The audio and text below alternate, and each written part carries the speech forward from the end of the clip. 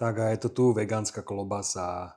Základom tejto vegánskej neklobasy je ceria. Tu pripravím podľa návodu 200 g ceria a 200 ml tekutín, 180 ml vody a 20 ml oleja, ale stačí za lyžicu. Do cerie pridám máha korenie, ktoré obsahuje horčičné semeno, koriander a českú rastcu. 1 čajovú lyžičku jemne mletého čili, sladkú udenú papriku, čierne mleté korenie, soľ a cesnak.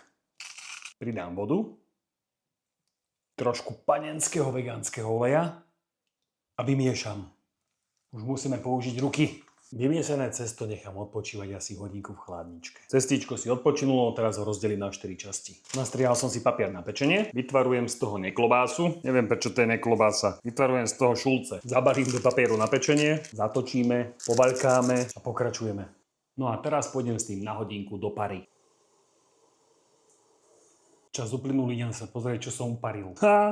Paráda, môj vlastný údený vegánsky zeleninový šulec. Vegánska klobasa. To je super. Páli to.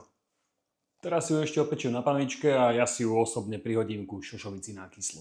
Takto do seba dostávam bielkoviny. Výborné. Nie ste zvieratka, dajte si údený zeleninový šulec.